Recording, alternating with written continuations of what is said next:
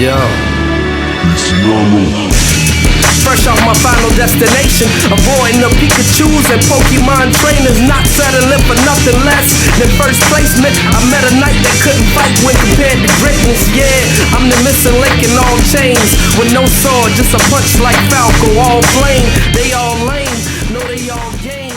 So watch me. You are not alone.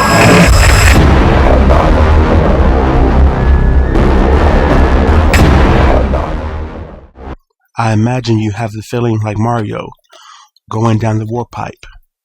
I can see it in your eyes. You have a look of a gamer who accepts what he plays because he expects the game to end. Ironically, this is not farther from the truth. Let me tell you why you are watching this video. You believe something. What you believe you cannot express into words, but you believe it. There is something wrong with the gaming industry. This feeling is there. It's like blowing into a cartridge, or trying to play a disc with a scratch on it. Do you know what I'm talking about? The gaming matrix. Do you want to know what it is? The gaming matrix is the video game industry. Electronic home console providers, video game software developers, and hardware and software consumers. It's the idealism of the perceived relationship between the three groups. How this bond between relates amongst each other is perceived to be, and how it actually is.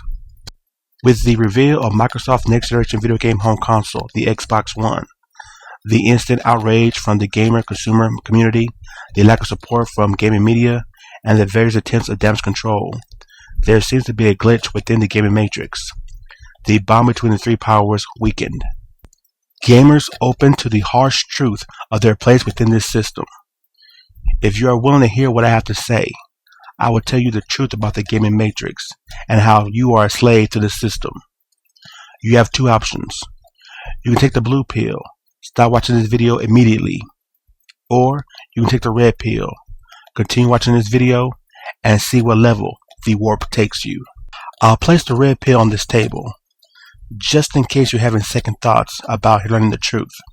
Gamers feel the direction Microsoft has taken with the Xbox One, an increased push on multimedia functions and features, a position that moves their focus from supporting and supplying their hardcore gamer user base with gaming-only related content is wrong.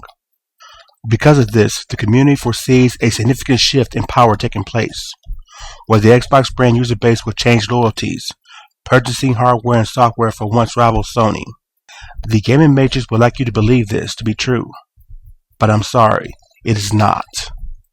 Microsoft has established its user base not on the back of its gaming portfolio, but through its delivery and execution of its online service, Xbox Live. The seemingly perfect integration of the service with all forms of entertainment on the 360 currently and the Xbox One will provide. The very existence and acceptance of Xbox Live null and voids any argument against the possible successful outcome of the Xbox One could possibly have. But what about the anti-consumer tactics being issued with the arrival of the new console? This has to affect the current Xbox owner, who will most likely upgrade to the new console. Despite the opinions of the current community, it will not. The average Xbox gamer is more invested in their console than any other console owners, thanks to Xbox Live, a service they pay for, even when competitors provide services similar in functionality and without the required financial compensation. Other gripes include always online connection requirement, mandatory installs, lack of backwards compatibility, digital rights management, and anti-use games. Just about all of them are currently issues 360 owners already deal with as owners of Microsoft products. For example, the 360 released with a limited backwards compatibility presence. It already has a disk install system, and more importantly, when determining their loyalty to the brand, Xbox Live users have already given up their digital rights when agreeing to this use of the service.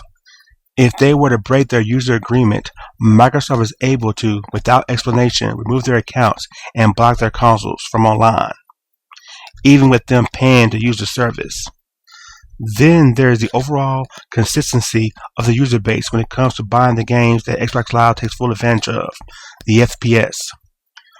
Microsoft's alliance with Activision and now EA targets the biggest user base of yearly video game purchasers, who's shown things like time-exclusive content is enough to persuade them from buying competitors' products.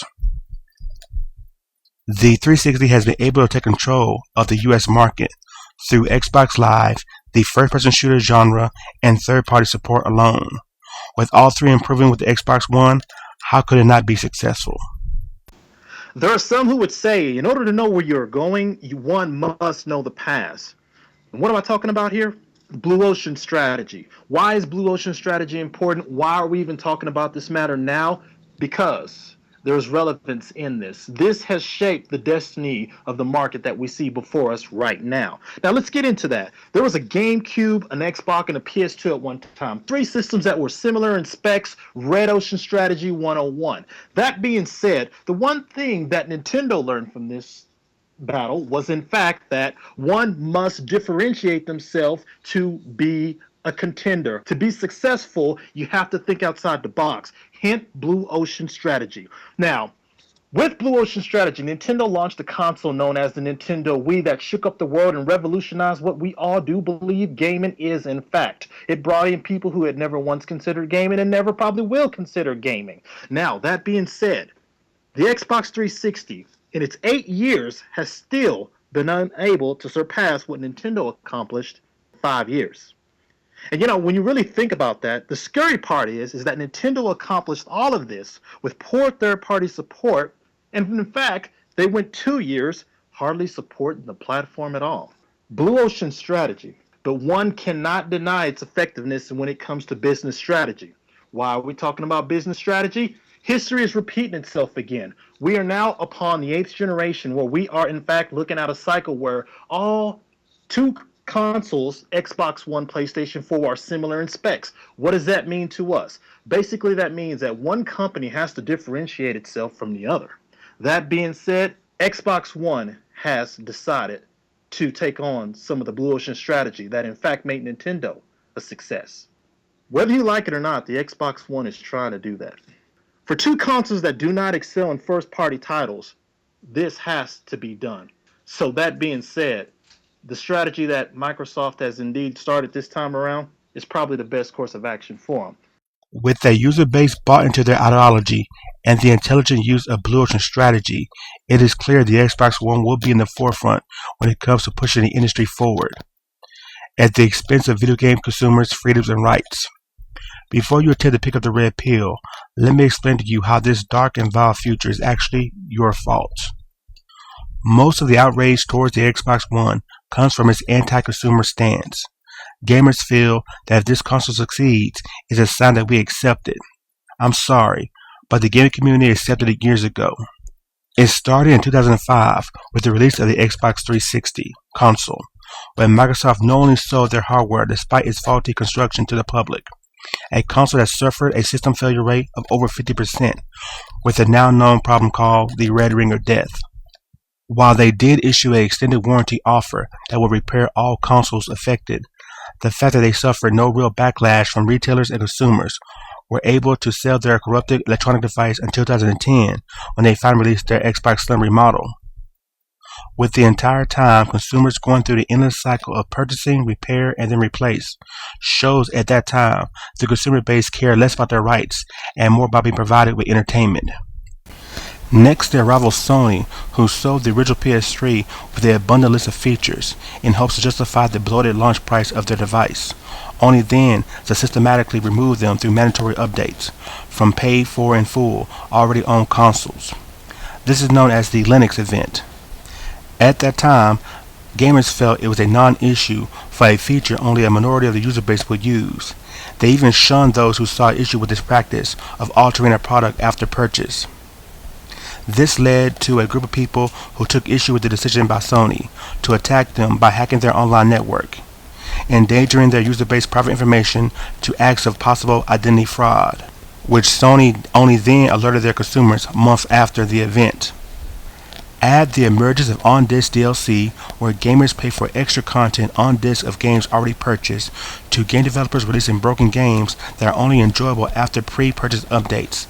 It seems to me your freedoms are already being violated, and the Xbox One is just the inevitable next step, a step that will be followed by Sony, who is in no position to stand against a desired movement by the third-party software providers, without losing support they require if they hope to gain lost ground to Microsoft in the upcoming console war, who is also responsible for introducing non-gaming features to video game consoles with the PS2, a company whose electronic ambition has been implemented with each new generation, increasing the price of the gaming hardware. So I ask again, whose fault is it really that Microsoft and Sony wants to make multimedia devices, where gaming is just an add-on, another feature to the box? Finally, before you pick up the red pill from the table, place it into your mouth and swallow it. Let me tell you where your new life will lead you to, beyond the boundaries of the gaming matrix. The city of Zion, where I live, with others who are free from the grip of the matrix, dwell. Zion provides basic amenities of living: safe shelter, thriving community, and food that provides the nutrients your body needs. Seriously, let's be honest here. If you believe that a gaming console's sole purpose is to play video game software, if you honestly want the developer of that hardware to be a provider of great software, a video game console that is built to last, affordable to own, provides basic features, allowing an easy transition from one generation to the next, at the same time be designed in a forward-thinking way to give gamers next-generation experiences. If so, then why you are not currently supporting Nintendo? Nintendo has and will always be about gaming, expanding the audience for the betterment of the community and industry, focus on innovating gameplay, evolving controller schemes, and advancing hardware at a logical pace, all while still providing consumers with affordable, dependable hardware and complete entertaining software products. Nintendo has proven with the Wii they are the only ones who can stand against the gaming matrix, forcing even the most ambitious electronic hardware producer and multinational computer technology corporation to stop in their tracks, alter their plans to follow Nintendo's lead. Nintendo's success depends on their own strength, and because of that, they're not pressured by third-party developers who want to implement anti-consumer tactics. If anything, the decisions made by Nintendo are their own. So there you have it, the truth of the gaming matrix, your place in it, and the effect your decisions have made on it. The unbalanced relationship between the powers that engulf it, and the harsh truth of its ongoing existence. If you really want to end the tyranny of the gaming matrix, then take the red pill, join me in Zion, and help free other minds. But we already know what you're going to do, don't we? Already I can see the chain reaction, the chemical precursor that signals the onset of emotion designed specifically to overwhelm logic and reason. An emotion that has already blinded you to the simple and obvious truth. You're not willing to stop being a fanboy for the betterment of gaming.